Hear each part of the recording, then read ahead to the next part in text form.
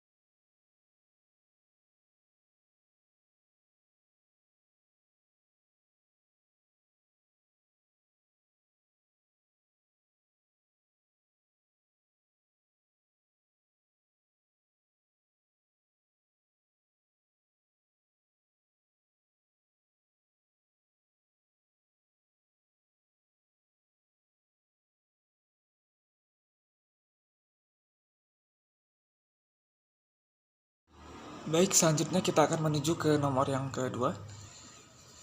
Diketahui N sama dengan 30 mahasiswa per jurusan. Hipotesis yaitu terdapat perbedaan kemampuan dalam mengerjakan tes pada mata kuliah bahasa Inggris antara mahasiswa jurusan sosiologi dengan mahasiswa ilmu politik di FISIP UBB. Adapun A sama dengan 5%, yang ditanya tentukan uji statistik yang tepat untuk membuktikan hipotesis H1 yang dioperasikan dengan menggunakan A sama dengan 5%. Yang pertama ada alasan pemilihan uji. Terdapat data mahasiswa sosiologi dan mahasiswa ilmu politik dengan sampel sebanyak 30 mahasiswa per jurusan. Tujuannya untuk mengetahui apakah ada perbedaan kemampuan mahasiswa jurusan sosiologi dan jurusan ilmu politik dalam mengerjakan ujian bahasa Inggris. Kedua data kelompok tersebut tidak memiliki hubungan satu sama lain, sehingga data termasuk ke dalam data dua sampel independen. Variabel tersebut menggunakan data numerik berskala, sehingga uji statistik yang sesuai adalah uji ANOVA. Homogenitas varians. Uji ANOVA untuk mengetahui apakah adanya perbedaan yang signifikan antara kedua data tersebut yang tidak berpasangan. Uji yang diperlukan yaitu uji normalitas dan uji homogenitas varians. Namun jika hasil menunjukkan tidak normal atau tidak homogen, alternatifnya ialah mean with new test. Selanjutnya ada uji prasyarat. Uji normalitas, apakah data berdistribusi dengan normal menggunakan Shapiro-Wilk karena sampel kurang dari 50. Six, apabila lebih besar dari 0,05 maka data normal. Six, apabila lebih kecil dari 0,05 maka data tidak normal. Jalankan uji normalitas secara terpisah antara nilai jurusan sosiologi dan nilai jurusan ilmu politik. Uji homogenitas varians atau varians penyebaran nilai dari kedua jurusan tersebut tidak berbeda secara signifikan. Apabila six lebih besar dari 0,05, varians homogen. Apabila six lebih kecil dari 0,05, varians tidak sama. Jika salah satu data tidak sejalan dengan normal, melakukan uji Mann-Whitney test dengan pengambilan keputusan six atau SM6 two-tailed lebih kecil dari probabilitas 0,5, maka hipotesis atau H1 diterima. Six atau SM6 two-tailed lebih besar daripada probabilitas 0,05, maka hipotesis atau H1 ditolak. Selanjutnya ada uji SPSS. Yang pertama itu input data view, isi dengan data nilai jurusan sosiologi dan jurusan. Selanjutnya nilai jurusan ilmu politik sebanyak 30 baris data. Hal ini dilakukan terpisah decimal null measure scale. Uji normalitas. Yang pertama ada analyze, descriptive statistik, kemudian explore, kemudian nilai dependent list, kemudian jurusan vector list, kemudian plots, kemudian normality plots with test, kemudian continue, kemudian oke. Uji Mann-Whitney test variable view. Yang pertama values, kemudian sosiologi 2, kemudian ilmu politik, kemudian analyze, kemudian non-parametric test, kemudian legacy dialog, kemudian independent sample, kemudian nilai, kemudian variable list, grouping, kemudian define group 1 dan 2, dan oke. Kriteria pengambilan keputusan untuk tabel bisa dilihat di SPSS, pengoperasian SPSS. Dari uji normalitas, dari tabel diperoleh nilai 6 sama dengan 0,001. Nilai ini berada di bawah batas signifikansi A sama dengan 0,05, sehingga keputusan yang diambil adalah menolak H0 yang menyatakan bahwa data berdistribusi normal. Dengan demikian dapat disimpulkan bahwa data nilai sosiologi tidak berdistribusi normal. Dari tabel yang kedua diperoleh nilai signifikansi 6 sama dengan 0,259. Nilai ini lebih besar dari batas signifikansi A sama dengan 0,05, sehingga keputusan yang diambil adalah menerima H0, yaitu data berdistribusi normal. Dengan demikian dapat disimpulkan bahwa data nilai ilmu politik berdistribusi normal. Uji Mann-Whitney U. Berdasarkan tabel rank, kita terlihat bahwa nilai main rank mahasiswa sosiologi adalah 39,60, sedangkan main rank mahasiswa ilmu politik adalah 21,40.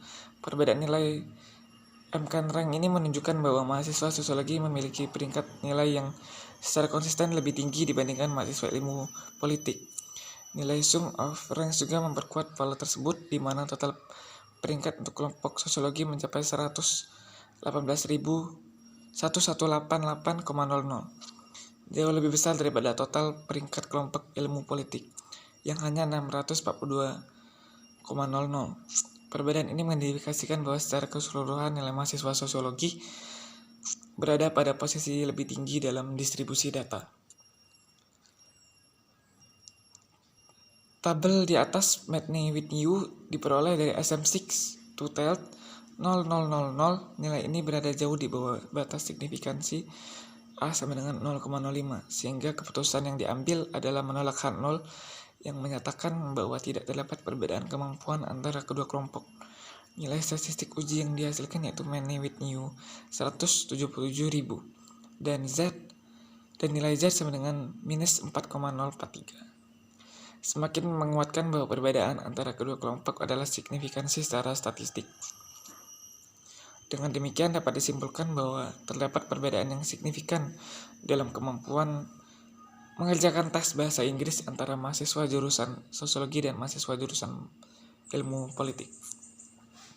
Berdasarkan uji normalitas Shapiro-Wilk, data nilai sosiologi memiliki nilai signifikansi 0,01, lebih besar 0,05, sehingga dinyatakan tidak berdistribusi normal. Sebaliknya, data nilai ilmu politik memiliki signifikansi 0,259, lebih besar daripada 0,05, sehingga berdistribusi normal karena kedua kelompok tidak sama-sama normal. Syarat uji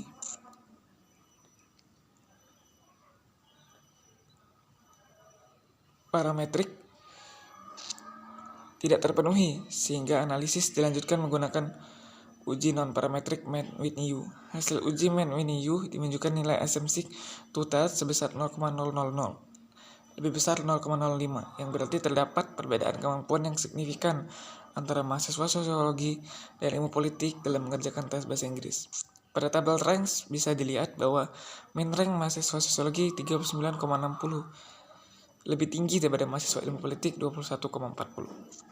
Sehingga dapat disimpulkan bahwa mahasiswa sosiologi cenderung memiliki nilai tes yang lebih tinggi.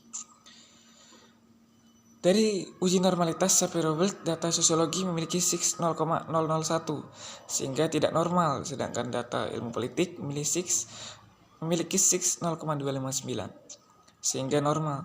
Karena salah satu data tidak normal, maka analisis menggunakan uji non-parametrik Mann-Whitney-U.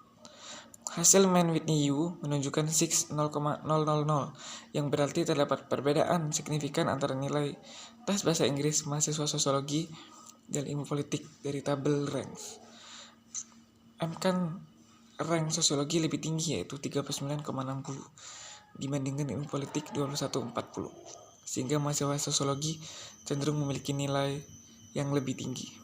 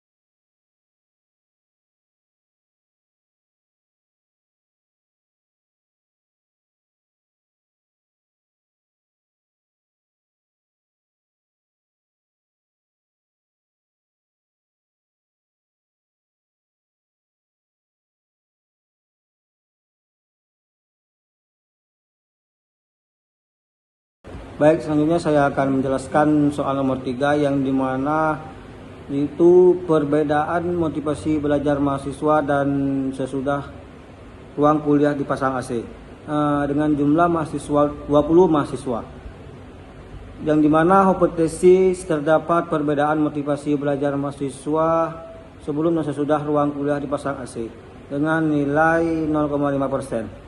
Tentunya uji statistik yang tepat untuk membuktikan hipotesis yang dioperasikan itu ialah data di atas itu dua pengukuran terhadap subjek yang sama, yaitu motivasi belajar sebelum dan sesudah dipasang AC. Sehingga datanya itu berpasangan dan ingin mengetahui perbedaan rata-rata, sehingga menggunakan uji T berpasangan, varied simple test. Namun juga jika dalam data tersebut itu normal, uji Wilcoxon Gates Rank Test. Dengan uji prasyarat, uji normalitas itu dengan lebih kecil 0,5% itu berdistribusi dengan varied sample test. Lebih besar 0,5% itu berdistribusi tidak normal. Uji T berpasangan itu HO ditolak, yang dimana 0,5 lebih besar itu HO diterima. Dengan Signet Rank Test itu ada lebih kecil 0,5 itu ada perbedaan, dengan P lebih besar tidak ada perbedaan. Dengan langkah uji SPSS tersebut itu yang pertama uji normalitas analyze dengan deskriptif statistik explore sebelum dependent list. Sesudah factor list itu plot normality plot with test. Selanjutnya itu OX. Dengan yang kedua itu uji T berpasangan, varied sample test analyze confirmations dengan varied sample test. Yang ketiga itu will caution Signet Rank Test dengan Novaramatic test dengan related sample will caution. Selanjutnya itu kriteria pengambilan keputusan. Test of normality. Hasil uji normalitas konglomerat Seminov itu dan menunjukkan bahwa kelompok sebelum dengan nilai 8 terdapat nilai signifikan di bawah 0,5. Sehingga data tidak berdistribusi normal. Sementara itu untuk nilai 9,10 dan 11 itu seluruh signifikansi konglomerat Simonov maupun Shapiro-Wilks berada di atas 0,5, yang berarti dua berdistribusi normal. Secara keseluruhan hanya data kelompok 8 yang tidak normal, sedangkan kelompok lainnya memenuhi asumsi normalitas. Yang kedua itu varied sample statistik, yang dimana file 1 sebelum itu 8,25 dengan nilai 20. Division itu 1,482 dengan error-man itu 331. Sesudahnya itu 9,45 dengan n-nya itu 20. Deviation itu 1,146 dan error-man itu 256. Hasil statistik deskriptif itu menunjukkan bahwa nilai rata-rata mean beserta sebelumnya perlakuan adalah 8,25 dengan jumlah responden 20 orang dan standar divisi 1,428. Setelah perlakuan rata-rata meningkat menjadi 945 dengan standar divisi 1,146 pada jumlah responden yang sama. Peningkatan men dari 8,25 menjadi 9,45 mengindikasikan adanya perbaikan atau peningkatan nilai setelah dilakukan perlakuan sementara standar error yang lebih kecil pada kondisi sesudah menunjukkan estimasi yang telah stabil. Selanjutnya itu ada yang dimana itu ada selanjutnya itu ada kesimpulan. Dengan hasil uji normalitas itu menunjukkan bahwa sebagian besar dan data berada dalam distribusi normal sehingga memenuhi asumsi dan analis Pirates test secara deskriptif. Terdapat peningkatan nilai rata-rata dari kondisi sebelum perlakuan MEN 8,25. Setelah itu ada perlakuan MEN sama dengan 9,45. Dengan penyebaran data yang lebih stabil pada kondisi sesudah itu, uji Pirates test kemudian mengonfirmasikan bahwa perbedaan tersebut signifikan secara statistik, ditunjukkan oleh selisih rata-rata 1,200 dengan interval kepercayaan yang tidak melewati 0 serta nilai V 0,01 lebih besar dari 0,05, dan temuan ini menunjukkan bahwa perlakuan yang diberikan efektif meningkatkan skor peserta.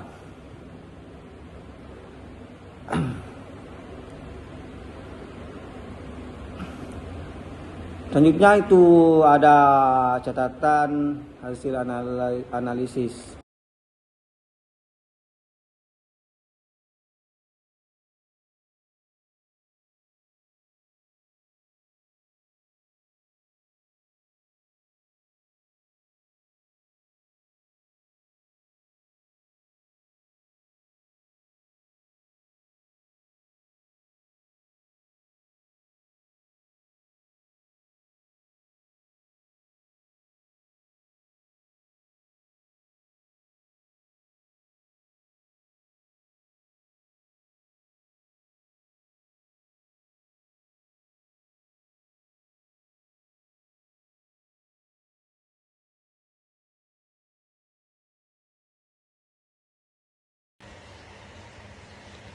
Baik, selanjutnya saya akan menjelaskan nomor 4. Diketahui, pelatihan kewirausahaan dilaksanakan 3 hari. Evaluasi dilakukan setiap hari selama pelatihan. N sama dengan 20 orang. Hipotesis terdapat perbedaan nilai yang signifikan dari hasil evaluasi dalam pelatihan kewirausahaan. Ditanya, tentukan uji statistik yang tepat. A. Alasan pemilihan uji statistik. Melakukan analisis nilai evaluasi kewirausahaan dalam hari ke-1, ke-2, ke-3. Jadi, subjek penilaian sama dan dilakukan berulang kali, dapat measure, namun data tersebut bukan data interval yang memiliki jarak nilai yang memiliki pola atau sama. Data yang diberikan berupa ordinal, yaitu 7, 8, 9, atau 10, sehingga menggunakan uji Friedman test.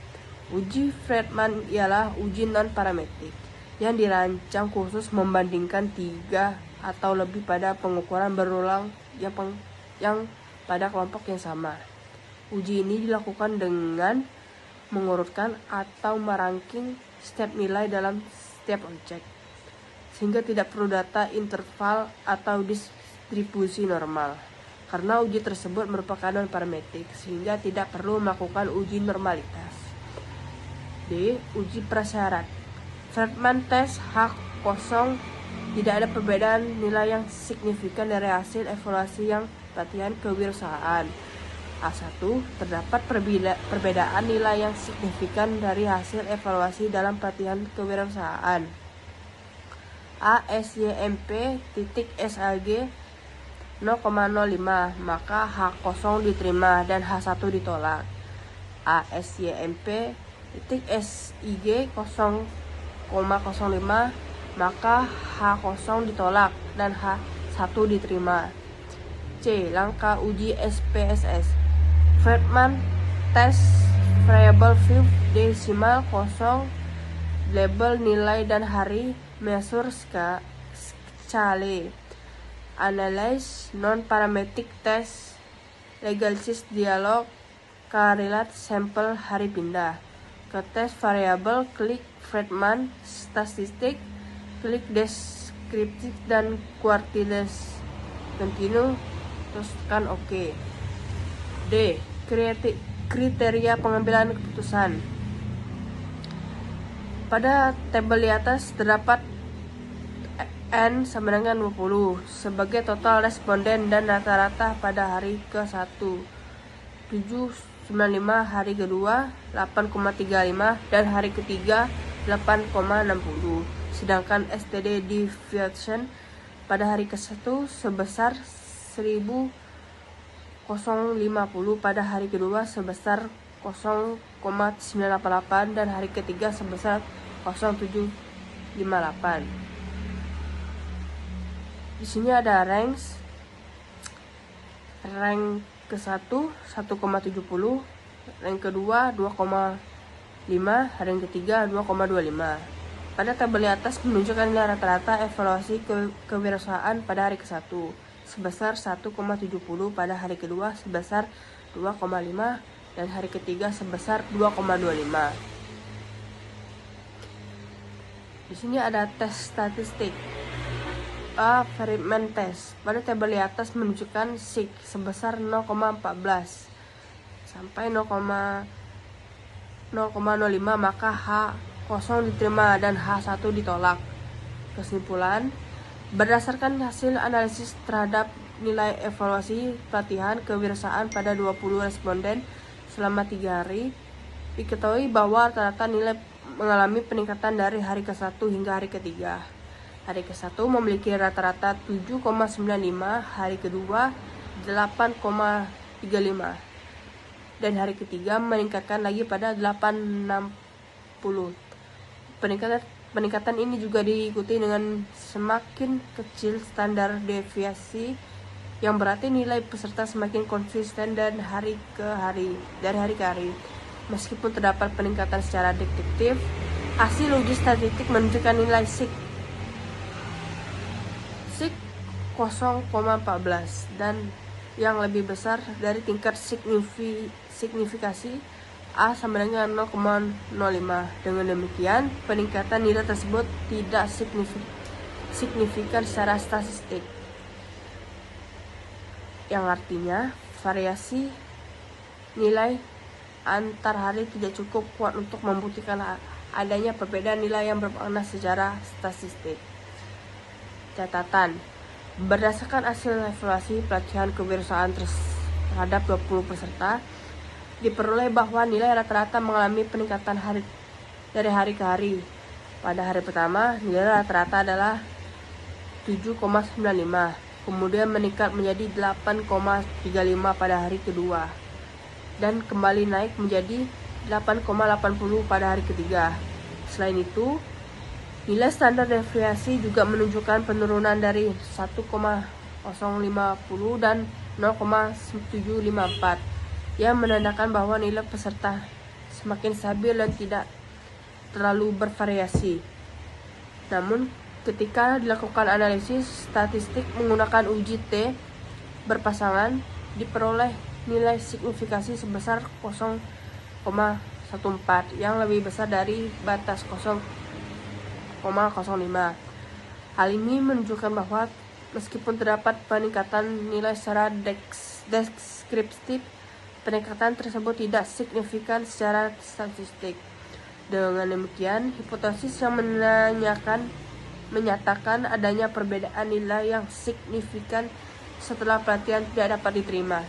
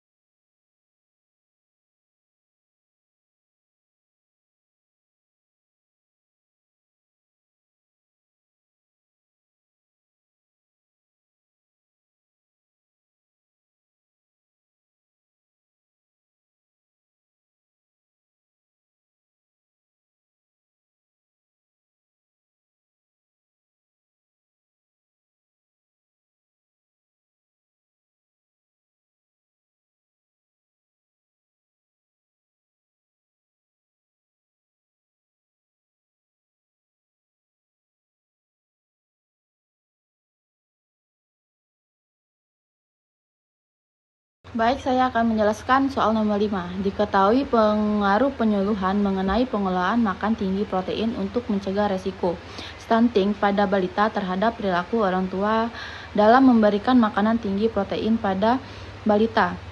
N sama dengan 30 orang secara acak. Kode 1 memberikan makanan tinggi protein pada balita.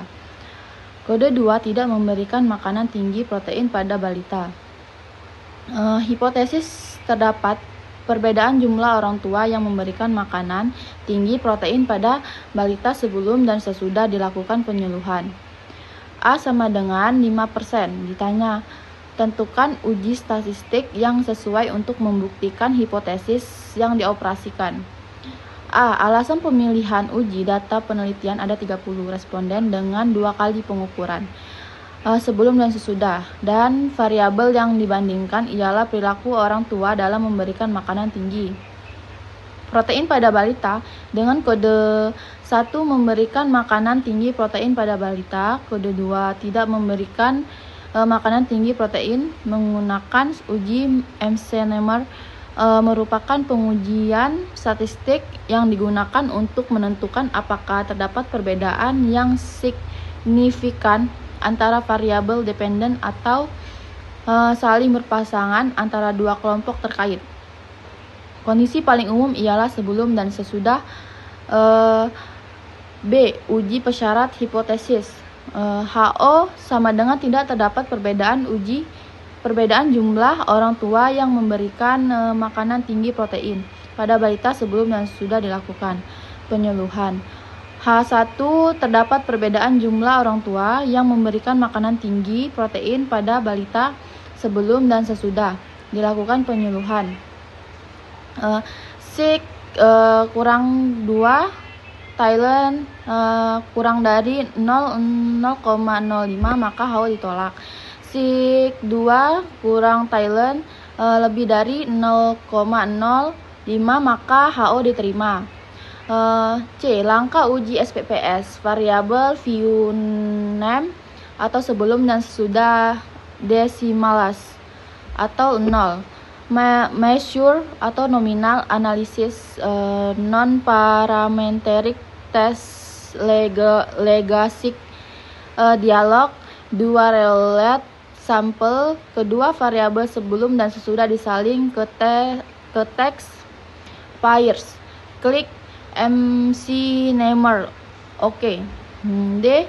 Karakteristik pengambilan keputusan sebelum dan sesudah. Sebelum 1 sesudah 1 14 2 10. Tes statistik sebelum dan sesudah. N 30 X 2 kurang Thailand 004B. A. MC-Nemer test. B. Binomial distribution usert. Pada tabel di atas terdapat Sik 2 Thailand sebesar 0,004 kurang dari 0,05 maka menolak HO atau HA1 diterima, sehingga dapat disimpulkan terdapat perbedaan jumlah orang tua yang memberikan makanan tinggi protein pada balita sebelum dan sesudah dilakukan penyuluhan. Kesimpulan. Setelah melakukan uji MC-Nemer didapatkan Sik 2 kurang Thailand sebesar 0,004 dan kurang 0,05 sehingga menolak HO dan H1 diterima. Berarti hipotesis terdapat perbedaan jumlah orang tua yang memberikan makanan tinggi protein pada balita sebelum dan sudah dilakukan penyuluhan sesuai. F. Catatan. Setelah melakukan uji MC-Nemer didapatkan Sik 2 kurang Thailand sebesar 0,004 dan kurang 0,05 sehingga menolak HO dan H1 diterima. Berarti hipotesis terdapat perbedaan jumlah orang tua yang memberikan makanan tinggi protein pada balita sebelum dan sesudah dilakukan penyuluhan sesuai.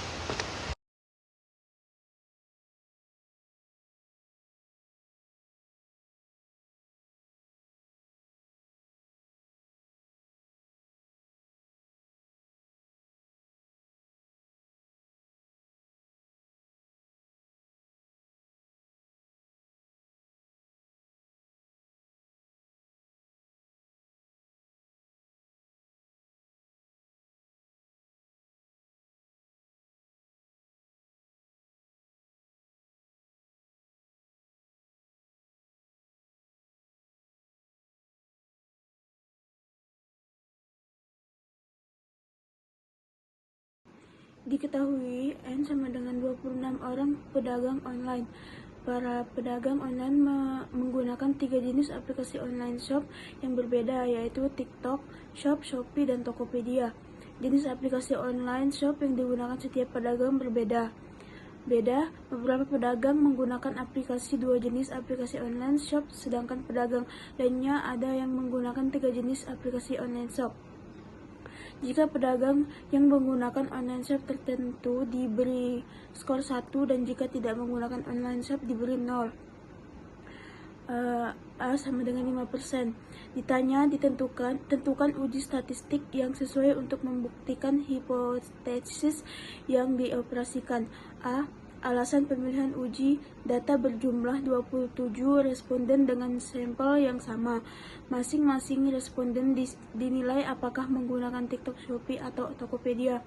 Variabel berskala dikotomi binar. Hal ini menggunakan repeated measure sehingga uji yang sesuai menggunakan uji Cochran Q. Uji Q Cochran digunakan untuk menentukan apakah terdapat perbedaan pada variabel dependent dikotomi antara 3 atau lebih kelompok terkait.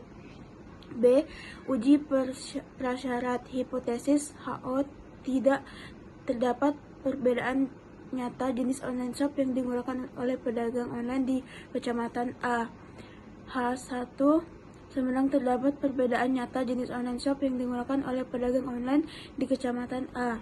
P lebih besar O, 0,05, maka tidak terdapat perbedaan nyata jenis online shop yang digunakan oleh pedagang online di kecamatan A. Langkah uji SPSS, analisis non-parametric, legasi, dialogs, correlate samples, salin semua variabel ke tes variabel. Matikan checklist Friedman, klik Cochran Q, lalu klik OK.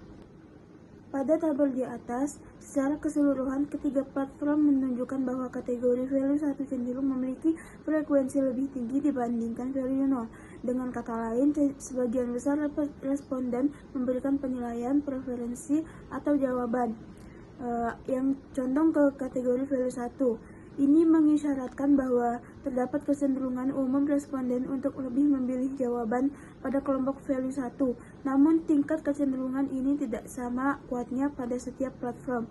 TikTok menunjukkan kecenderungan yang lebih lemah, sedangkan Shopee dan Tokopedia memiliki kecenderungan yang lebih jelas, selisih 5 responden. Berdasarkan output Cochran SQ test, diketahui bahwa jumlah responden yang dianalisis adalah 27 orang. N sama dengan 27. Nilai statistik uji yang dihasilkan adalah Cochran SQ sama dengan 0,320 dengan derajat kebebasan DF sama dengan 2. Nilai signifikansi asimptotik yang diberikan adalah P sama dengan 0,852 karena nilai P 0,852 lebih besar dari tingkat signifikansi yang digunakan, U sama dengan 0,05. Maka keputusan yang diambil adalah gagal menolak. HA artinya tidak terdapat perbedaan yang signifikan antara ketiga kondisi, kategori atau perlakuan yang dibandingkan dari uji ini. Dengan kata lain, proporsi keberhasilan yang dalam output ini ditetapkan sebagai kategori 0, tidak menunjukkan perbedaan yang bermakna di antara ketiga kelompok atau variabel yang diuji. Kesimpulannya adalah berdasarkan hasil analisis menggunakan Cochrane Q Test terdapat 3 platform yang dibandingkan yaitu TikTok, Shopee, dan Tokopedia. Diperoleh nilai statistik uji sebesar Q sama dengan 0,320 dengan derajat kebebasan DF sama dengan 2 serta nilai signifikansi P sama dengan 0,852. Nilai P yang jauh lebih besar dari tingkat signifikansi 0,05 menunjukkan bahwa tidak terdapat perbedaan yang signifikan dalam proporsi keberhasilan responden pada ketiga platform tersebut. Tabel frekuensi sebelumnya memperlihatkan distribusi jumlah responden dalam kategori value 0 dan value 1 untuk masing-masing platform. Meskipun terdapat variasi angka antar platform, misalnya TikTok memiliki 13 responden pada kategori 0, sementara Shopee dan Tokopedia masing-masing memiliki 11, sampai perbedaan tersebut secara statistik tidak cukup besar untuk dianggap signifikan. Dengan demikian, perbedaan frekuensi tersebut dapat dianggap sebagai variasi alami yang tidak mencerminkan adanya perbedaan nyata dalam pola respon. Secara keseluruhan, hasil penelitian ini menyimpulkan bahwa ketiga platform memiliki pola penilaian atau respon yang relatif serupa dari responden, tanpa adanya perbedaan proporsi yang bermakna antara satu platform dengan lainnya. Hal ini menunjukkan bahwa secara umum, responden memberikan kecenderungan jawaban yang konsisten pada ketiga platform, sehingga tidak ada platform yang secara signifikan lebih banyak atau lebih sedikit memperoleh keberhasilan dibandingkan lainnya.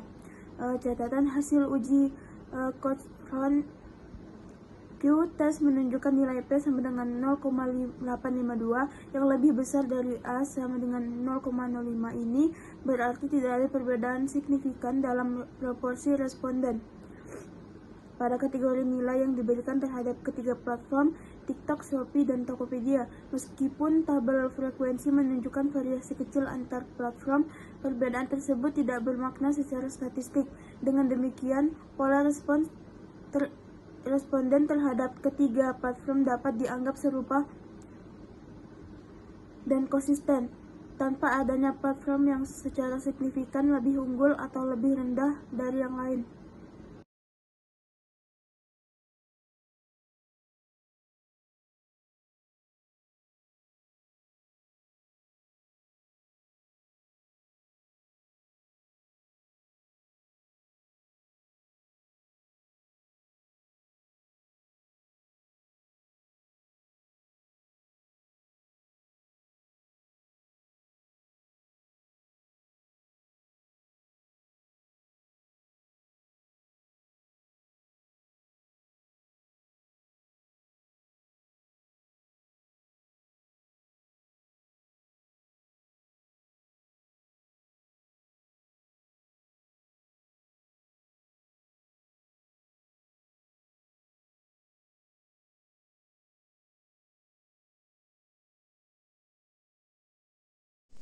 Assalamualaikum warahmatullahi wabarakatuh.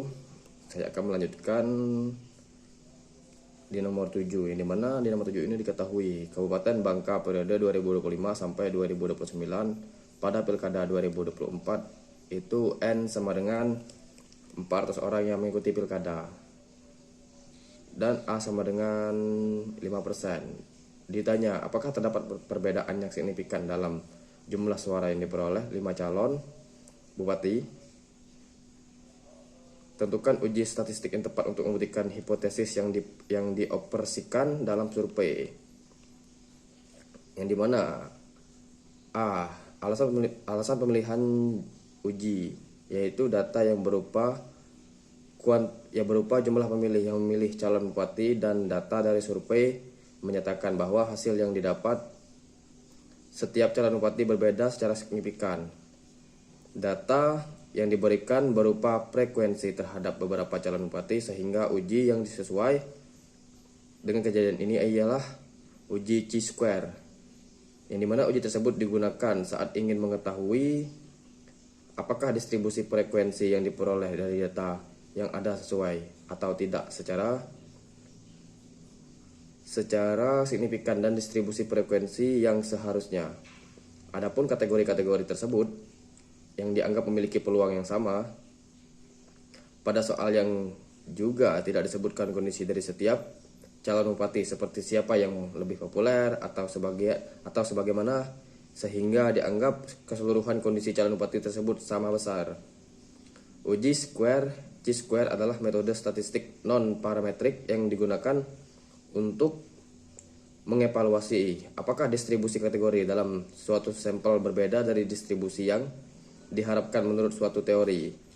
Sehingga uji tersebut memastikan apakah kelima suara tersebut terdistribusi secara merata atau tidaknya.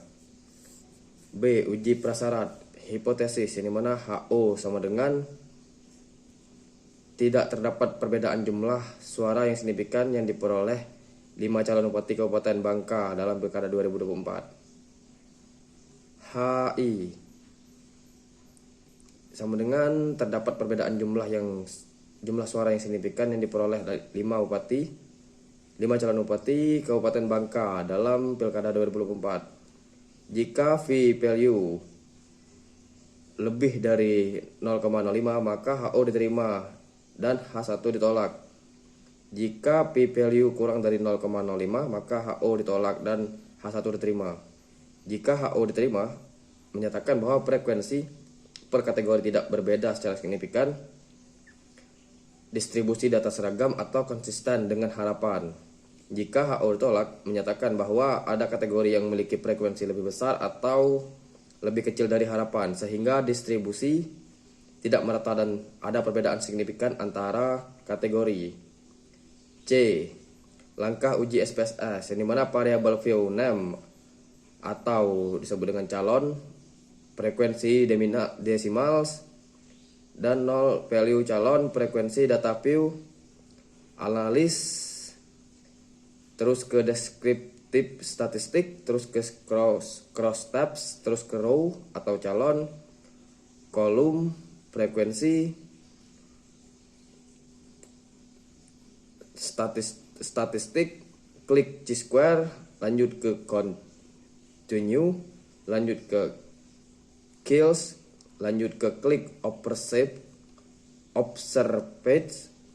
dan expect, terus ke continue lagi, lanjut ke D, kriteria pengambilan data, yang dimana di pengambilan data ini atau disebut dengan cache processing summary, memuncul tabel. Nah, yang disebut pada tabel di atas diketahui N sama dengan 5 data dan tidak ada missing value atau data yang hilang, sehingga tingkat kevalidan pengguna data dalam proses Chi-square valid 100%. Selanjutnya yaitu calon frekuensi cross tabulation, berbentuk tabel juga dan berdasarkan tabel cross tab atas nama calon dan frekuensi suara terlihat bahwa setiap calon memperoleh satu suara yang jatuh pada kategori frekuensi yang berbeda-beda. Herman Suhat tercatat menerima suara pada frekuensi sebesar 98, sementara Junaidi Suri memperoleh suara pada frekuensi 70, Mulkan mendapatkan suara pada frekuensi 76, Mulkam dan lagi Tamizi saat berada pada frekuensi 40, dan Yusroni Yazi memperoleh suara pada frekuensi. Pada setiap sel tabel, nilai expect count yang muncul sebesar 0,2 menunjukkan bahwa secara teori, jika suara terdistribusi secara merata, maka masing-masing kategori frekuensi seharusnya diisi secara proporsional oleh para calon. Namun, hasil observasi menunjukkan bahwa seluruh calon menempati kategori frekuensi yang berbeda satu sama lain. Tidak terdapat dua calon yang berbagi kategori frekuensi yang sama. Kondisi ini juga menggambarkan bahwa distribusi suara bersifat sangat menyebar dan tidak terkonsentrasi. Tabel ini memperlihatkan bahwa tidak ada kecenderungan dominasi frekuensi tertentu oleh calon tertentu maupun pola pengelompokan suara dalam kategori tertentu. Chi-square text berbentuk tabel juga, yang dimana pada bentuk tabel untuk hasil uji square ini menunjukkan nilai person chi-square sebesar 20.000 dengan derajat kebebasan atau disebut dengan DF sama dengan 16, dan nilai signifikansi P sama dengan 0,220. Karena nilai P lebih besar dari 0,05, maka dapat disimpulkan bahwa tidak terdapat hubungan yang signifikan antara variabel calon dan kategori frekuensi suara. Dengan kata lain, perbedaan frekuensi suara yang bermakna, namun demikian seluruh sel 100% memiliki expected count di bawah 5, sehingga hasil uji chi-square ini tidak sepenuhnya valid karena salah satu asumsi penting uji tidak terpenuhi. Oleh karena itu, hasil perlu ditafsirkan dengan sangat hati-hati dan sebaiknya tidak dijadikan dasar utama kesimpulan statistik. Kesimpulan ini yang dimana berdasarkan hasil chi-square yang menunjukkan nilai signifikan sebesar P sama dengan 0,220 atau lebih besar dari 0,05, maka HO diterima dan H1 ditolak. Artinya tidak terdapat hubungan atau perbedaan yang signifikan antara nama calon dengan kategori frekuensi suara yang diterimanya. Dengan kata lain, frekuensi suara yang muncul pada tiap calon tidak membentuk pola tertentu dan terlihat menyebar secara acak. Namun, karena seluruh sel memiliki expected count kurang dari 5, asumsi penting uji chi-square ini tidak terpenuhi. Hal ini berarti bahwa hasil uji itu tidak sepenuhnya valid. Yang terakhir, yang F adalah catatan. Berdasarkan hasil uji chi-square yang dilakukan untuk melihat apakah terdapat hubungan antara nama calon dengan kategori frekuensi suara, diperoleh nilai signifikansi sebesar 0,220. Nilai ini lebih besar dari batas signifikansi 0,05, sehingga analisis menunjukkan bahwa tidak terdapat perbedaan atau hubungan yang bermakna antara calon dengan kategori frekuensi suara yang muncul. Dengan kata lain, penyebaran frekuensi suara pada masing-masing calon tidak mengikuti pola tertentu dan tampak terjadi secara acak. Meskipun demikian, perlu diperhatikan bahwa seluruh sel dalam tabel memiliki nilai expected count yang sangat rendah, yaitu kurang dari 5. Kondisi ini melanggar salah satu asumsi utama dalam uji chi-square, sehingga hasil pengujian tidak dapat dianggap sebagai sepenuhnya valid. Oleh karena itu, kesimpulan yang diperoleh harus ditafsirkan dengan hati-hati, dan analisis lanjutan atau metode statistik alternatif disarankan jika ingin mendapatkan hasil yang lebih akurat. Terima kasih.